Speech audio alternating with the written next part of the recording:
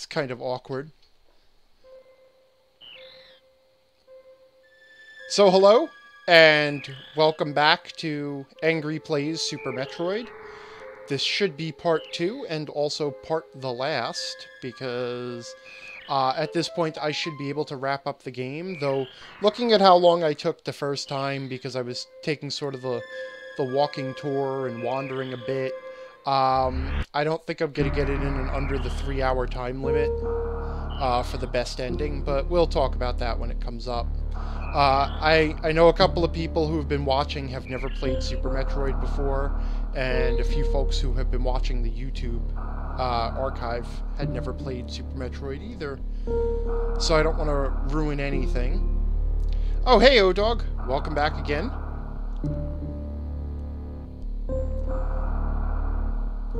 It's actually weird. I kind of wonder about the attract mode in video game, like NES and Super NES games, like home console games. It was like, what was the point? I mean, you know, when they were arcade games, they were obviously meant to draw your attention to get you to drop quarters into the game. But at this point, I already bought the game, and I made the conscious decision to slap it into my console and turn it on. So at this point, you've probably got my attention for a few minutes.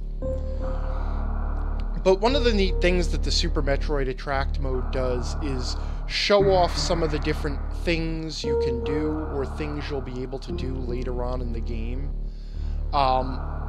Which, like, right there, it sort of ruined something that had become a little bit of a low-level mystery in my playthrough, and I'm kind of sorry I left it on now, which was what the hell was up with those blocks, and you can see that that's the grapple beam.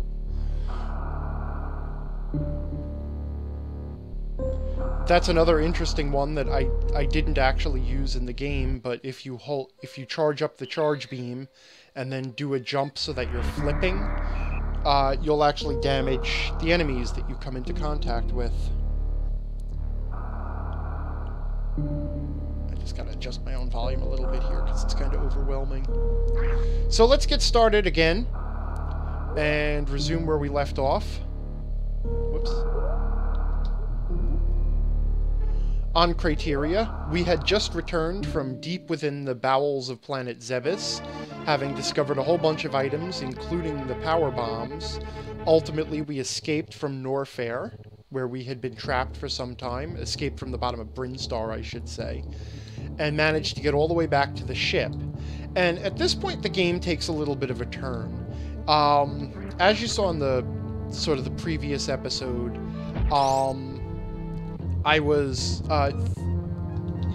the game was actually heavily guiding me through things, but at this point it now has dropped me back in the starting areas, the place where I started the game, but it's taken the reins off a little bit. It's going to let me explore freely and use the tools that I've picked up through sort of, I guess, what you would consider to be the first act of the game.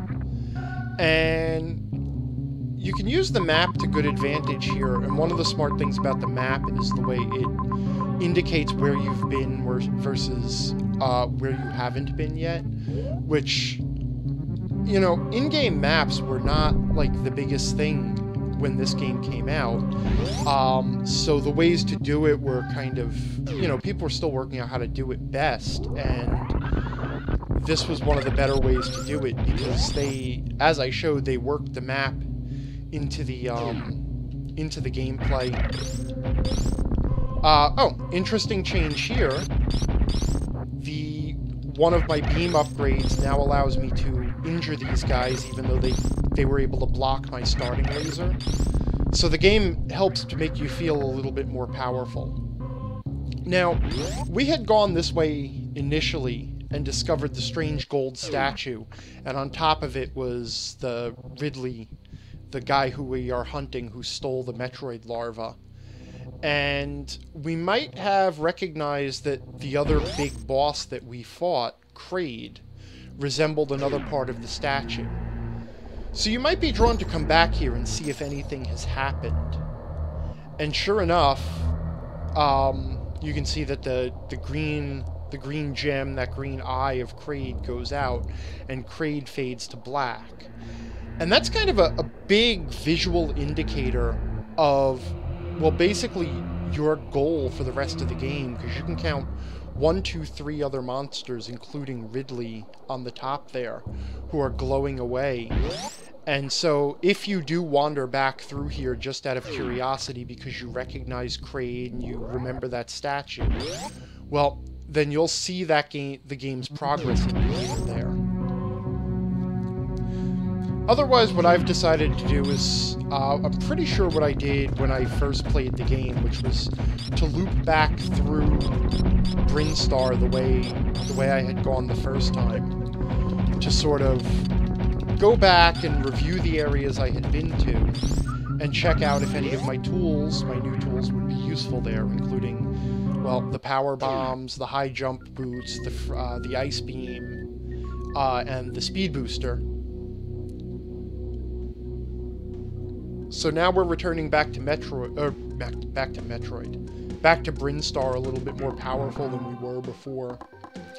And checking out the map, even if I don't remember the room that is immediately below me and to the right, I can see that there is both a blue dot or a blue room on there that I haven't explored, and a white dot, indicating that there's probably an item there.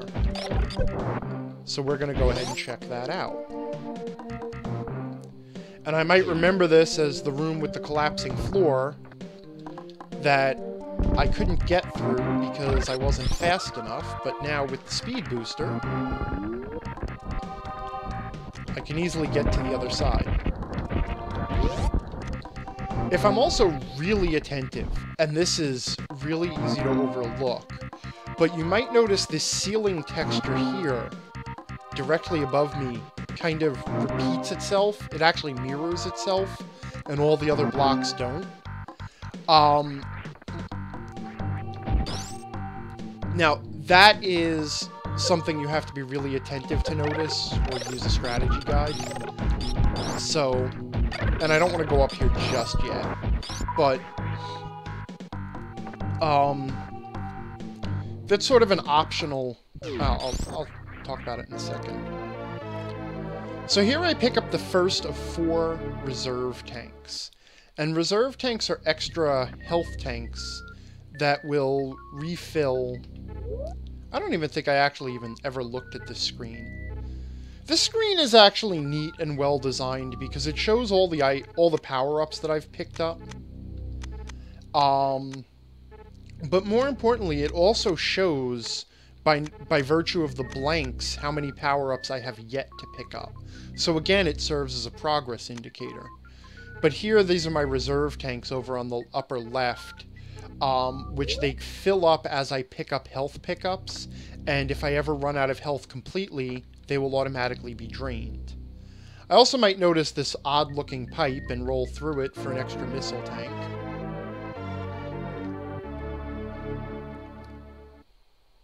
And if I'm right, I might not be right, but if I'm right, and I'm really diligent here... And again, that one is a super optional one. That is one that is easy, very difficult to find. There's almost no... I don't think there's a visual indicator of it or any other clue that it might be there. So you just kind of have to stumble into that. And I know I said this would be a playthrough as if I'd never played before, but I'm also trying to show off some of the optional stuff, which, when we finish the game, that's going to play a big role too. Which we'll talk about when we get there. So this upper area here offers me an extra super missile. And most of the optional pickups in the game, most of the hidden away stuff, is either going to be energy tanks or it's going to be missiles or super missile ammo. And I don't really see anything else going on that I look like I have missed in this area.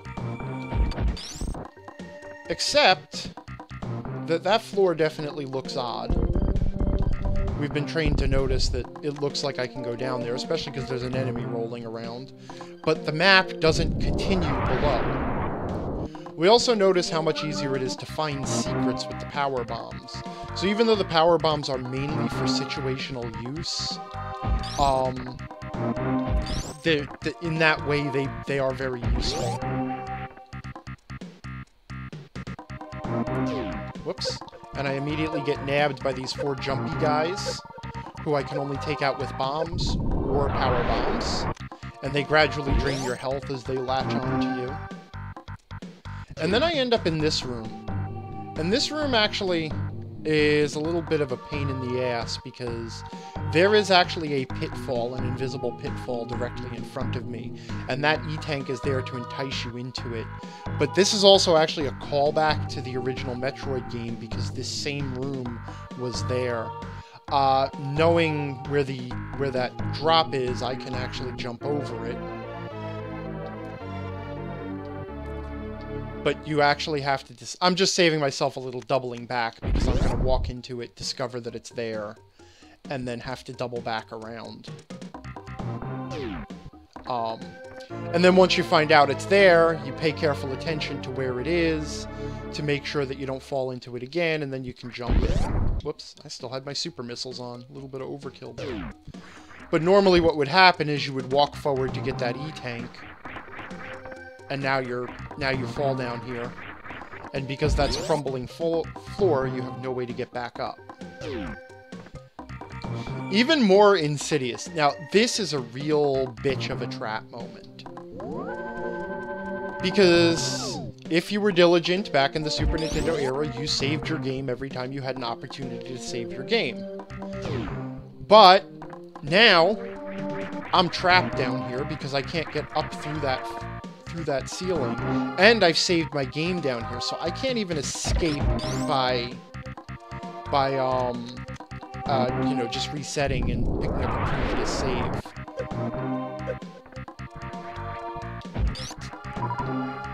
And these jumps you have to manage a little bit more carefully. With the high jump boots, it's much easier to go into the ceiling. And those guys actually become kind of a pain even if you freeze them because they get in your way.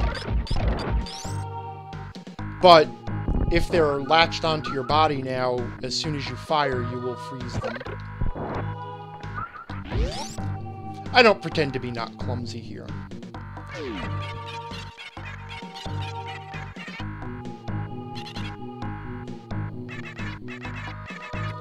This is probably one of the neatest tutorial moments in the game. Actually, one of 2 of the neatest tutorial moments in the game.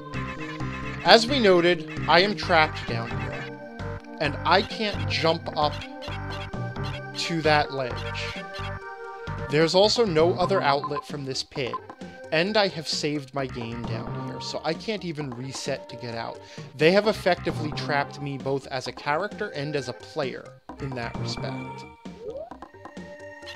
And I can go back and search through the other room, and I'm not going to find any secrets. But what I do find are these non-hostile little creatures, which, fun fact, are called etacoons, or etacoons. And if I pay care... And there's 2 things that call attention to itself right away. Number 1 is the fact that they sing that little song when you walk into the room.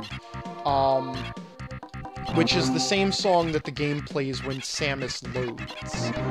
Which is kind of a subtle hint that they're not enemies.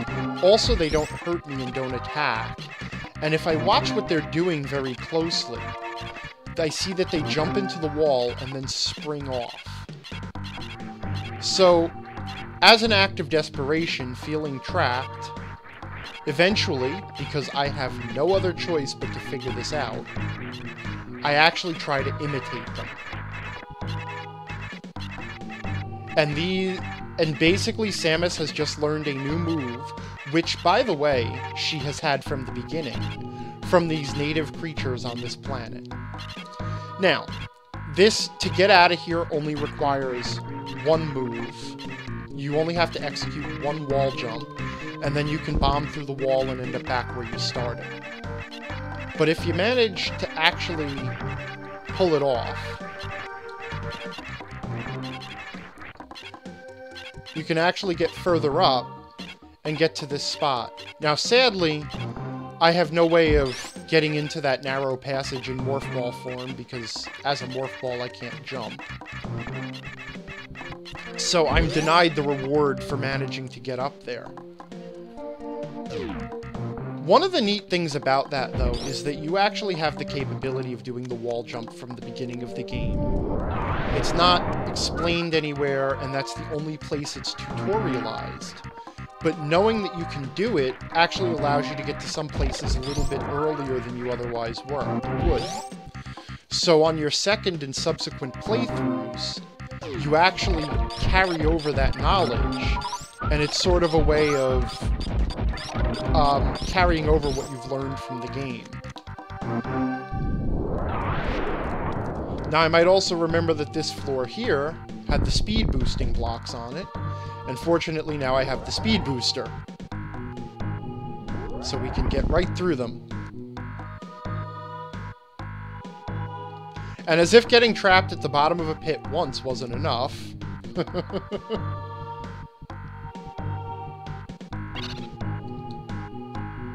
And same shtick, one room away, we have a peaceful creature that means me no harm, which, again, just fun trivia, is called a Dachora. And the only thing down here is actually an energy refill, which I don't need because I'm at full health. But now if we pay attention to what the Dachora is doing, notice that it dashes, and then at the end of the dash it crouches down, and then shoots up into the air. So we dash, we duck, and then we press up and jump, and we've learned another move from the game. And again, we're trapped down there until we work out the control scheme for that. Now, it's heavy-handed, and it can get frustrating if you don't work it out. But once again, that is a move that you have from the moment you discover the speed booster. Whoops.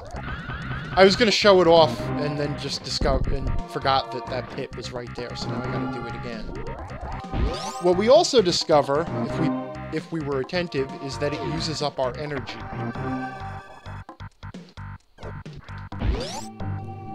This move, by the way, Metroid fans call shine sparking. I honestly don't know where that name comes from or why, but as long as we have enough of a run-up to get a good charge, we can shine spark just about anywhere, and you can actually do it diagonally or horizontally. Except for that pit, there is no place in the game where you have to do it, but there are a number of places where it is helpful to be able to. Now, we see a couple of unexplored areas here. One is across this pit to the left, and I can't go any further there because I don't have whatever I need to deal with those blocks is. But there's also a power bomb door, since now we know what the orange doors do.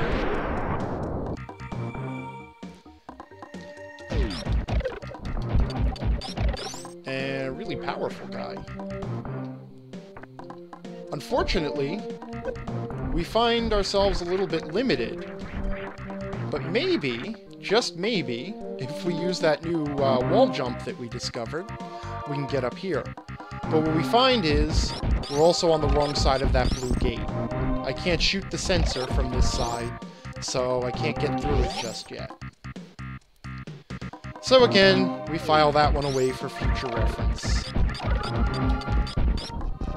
Oops.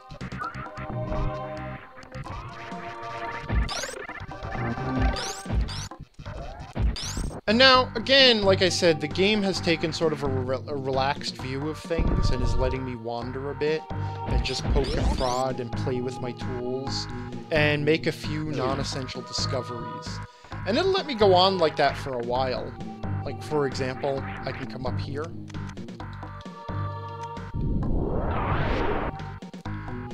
And at this point, you might even start using your super bombs as sort of a way to check suspicious areas for anything bombable. I really hate those guys. We're just going to super missile them. Oops. Because they hit pretty hard. And I'm being kind of casual. So for instance here, rather than poking around with bombs, we'll just drop a super power bomb there to see if we find anything.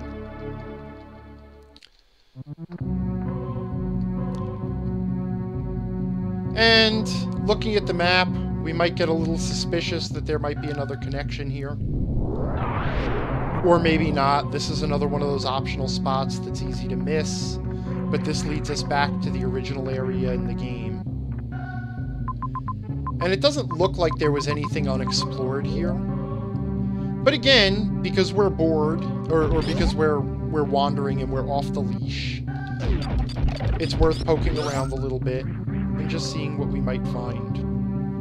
And obviously at this point I am letting a little bit of my knowledge of the game come into play. And sadly, part of it is only because I'm not confident in my ability to beat the game with minimal weapons and items.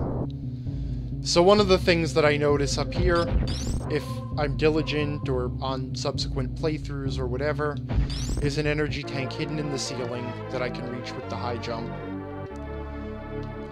And again, totally optional, not something you have to find. And I also find this little path here, this little vertical shaft. And it would have baffled me before, but now I have a tool to get up it. It is handy to note that I can move around and not lose the charge on my Shine Spark. But if I remember correctly, I'm actually going into a place where I can't go any further. Yeah. See, I'm underwater, I can't really move. And spikes.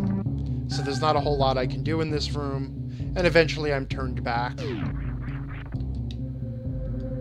But at least I checked it out. So let's get the heck out of here and kind of get back on our path now.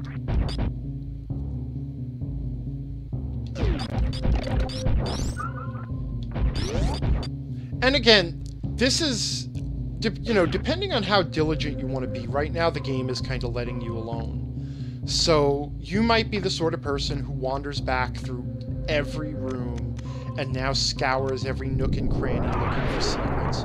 Or you might be the sort of person who looks for the next way forward. And there is actually a next way forward, and the game has hinted at it, but it's not as obvious as some of the previous ways that the game has said, hey, stupid, go here next. Like, the door to Kraid's lair was a pretty obvious one. The place where we needed the speed booster to get through the gates was pretty obvious. But where to go next is now a little bit more subtle. Mainly because the game does kind of want us to wander. You know, it wants you to explore now, it wants you to poke and prod. And it wants you to be familiar with it again. You know, the nice thing about this now is that having gone through these areas twice, you start to feel... well, you feel familiar with them, you know what they're about now. And maybe you go through these rooms 2 or 3 times in your search for everything, and get to know what's what and how to deal with things. In a sense, the game almost kind of wants you to lose track of your goal, which ultimately is still to find Ridley and that Metroid larva. Now, checking the map to the left was the power door room, but it had the square blocks in the ceiling that I couldn't deal with. So now, eventually, I've exhausted all the possibilities in Brinstar, and I once again throw myself down the pit that flustered me last time, except this time I'm confident that I can get back out again. So now this is voluntary exploring, rather than being trapped and trying to fight your way out.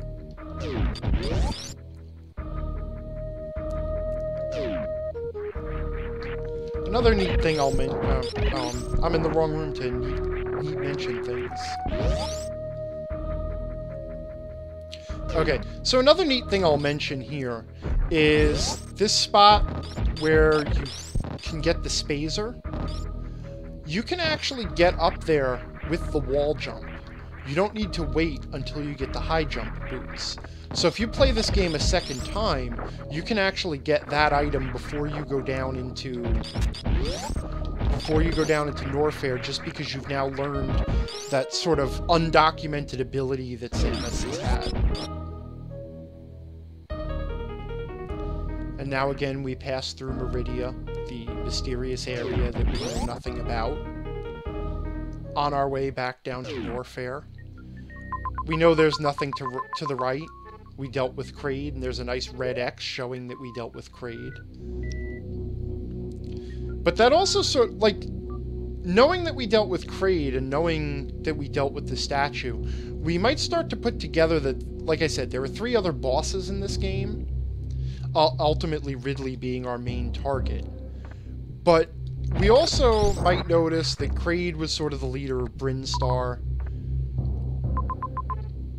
Presumably, there's nothing on the map yet. We haven't even actually found the map device for Norfair yet. There may be, but we might start to expect that each of the areas in the game has bosses. If not, again, don't worry about it. The game won't let you miss that. But ultimately, with the power bombs, this is the next place the game sort of expects us to go. And this is a spot where we stumbled. And what's actually interesting, I kind of just noticed this, is that as you run into this room, that spot is covered with speed blocks. So it prevents you from running past it to the door. It makes you stop on those power bomb blocks and notice that they're there, so that later when you get the power bombs, you come back here. But even then, this is still sort of a little bit more of a subtle hint than some of the more heavy-handed guidance that the game had been giving previously.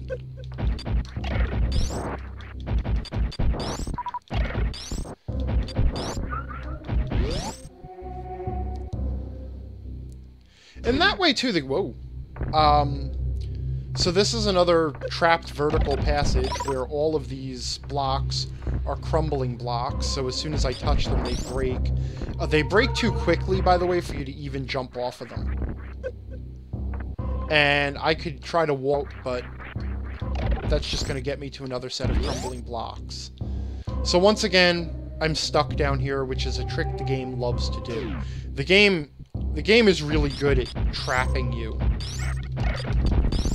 But now maybe I notice this sloped open hallway, and if I'm feeling gutsy, I do my dash move.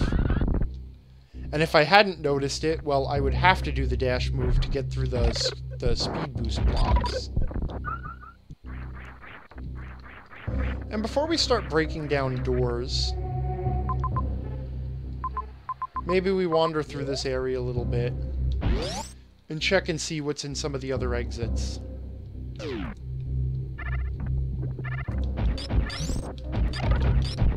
Again, now the thing is, the game kind of gave you a hint that maybe down is the way you want to go, because that door is the one that is harder to open. But depending on the mode that you're operating in, see, like, I like to think of, like, as a player, you sort of have 2 different modes. You have the mode where you are pursuing a goal. And I kind of talked about this on my blog. If you're interested in role-playing games, and you're not just watching this for the video games, I do have a blog, angrydm.com, and one of the things I just posted was a whole bunch of stuff, the 10 tips that came from the first part of this playthrough, to basically improve exploration in your RPGs. So one of the things I noted was that people have different modes of travel through a site. Okay, so sometimes you're in sort of a goal-pursuing mode, where you're basically on a direct path towards your goal, or you're directly trying to find something. And sometimes you're in an exploration mode, where you're trying to wander and sort of clear the area. And when you're in wandering or clearing the area mode, you tend to avoid the path that looks like progress, so that you can clear all the side passages first. Whereas if you're in goal-oriented mode, you go for the path that looks like progress. And in this case, the one door that was a green door that is harder to open looks psychologically like progress. So we're going to pretend that I'm now I've gotten bored with exploring the game, and it's like, okay, I just want to see the next thing. Where do I have to go next? So I drop down the door that looks like progress, and I immediately notice the music changes. Whoops, and I walked right into a spike wall. How stupid was that? And it's like, well, hello, for your trouble, boss fight. This is Crocomire. At first you might think that he's similar to Kraid and that you have to shoot him in the open mouth. But there's a little bit more of a gimmick to this fight, in that he advances and tries to eventually back you up into the spiked wall. Whereas every time you shoot him in the mouth, he backs off. And ultimately you're this sort of what TV tropes would call a sumo boss, where you're trying to push him backwards. The charge beam pushes him a few steps. If I can get past his shots. Really tricky there. The missiles push him back a little bit more.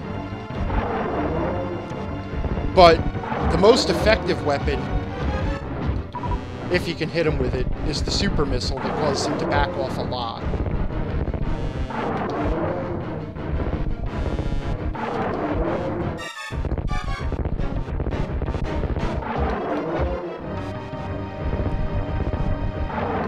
So we simply keep driving him backwards.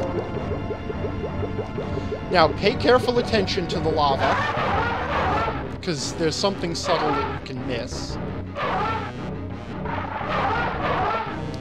Apart from the fact that it's a really cool death, you might notice the bubbles of lava moving off to the left. In the meanwhile, I'm now stuck with a lava pit that doesn't appear to have a bottom, but it actually does. And more of those blocks that I can't get past. I also have a door that I can't go up. So we wander back to the left. The boss music starts up again. So we start charging our charge beam.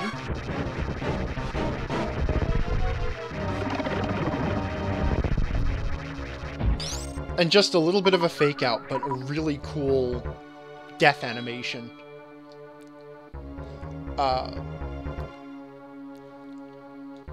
Oops, sorry. And then we continue.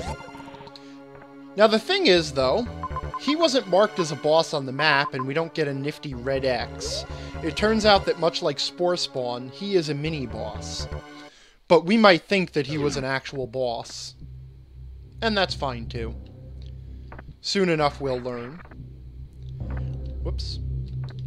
And again, after having a tough fight, we get one of those enemy spawners that gives us an opportunity to refill. We get a save point so that we don't lose our progress.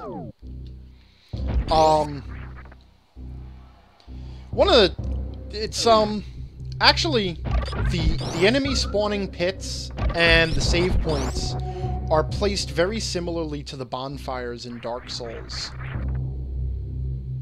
We might also be curious about that ledge up there. But try as we might, can't quite get up there yet. So we note it for future reference. Now looking at the map, we can go down or we can go left. The room continues to below. And players actually tend to try and fill in open spots on the map before they'll leave a room. So many players will actually go down before they'll go out that door to the left. Not all of them, though. I mean, it varies from person to person, and that's the problem with these tendencies. I tend to be more of a poke my head through every door kind of a person. But in this case, I'm going the way, I'm kind of going the way I know the game wants me to go. But poking my head into this side room, I find I'm rewarded for sidetracking once again. O-Dog is observing that there's a lot of backtracking in this game, and there is and there isn't. There's actually a pretty decent critical path through the game that doesn't require huge amounts of backtracking until closer to the end. Like, I could have skipped that whole loop through the old world and gone straight back down to Norfair, through Brinstar. So the back and forth isn't terrible. I mean, other games in the Metroid series, it's a lot worse. Like, I'm thinking of Metroid Prime and Metroid Prime 2, where the backtracking became ridiculous. But one of the nice things about the backtracking in this game is that it's because of the way you power yourself up, it drives home that you are getting more powerful. So it kind of helps fuel the feeling of advancement in the game. Whoops. It's actually kind of tough to make these jumps because the high jump boots put it off the screen.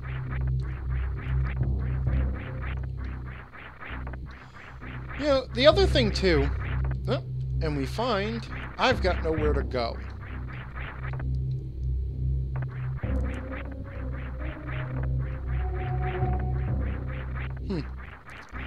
And I've got yet another ledge up there that I can't quite get to. But checking out this area, I find I've got a whole bunch of power bomb blocks over here. And speed boost blocks over here. And again, I can't progress. Whoops. Well, I can't progress because I can't do the trick. I can't progress until I figure out that a running jump is just the ticket.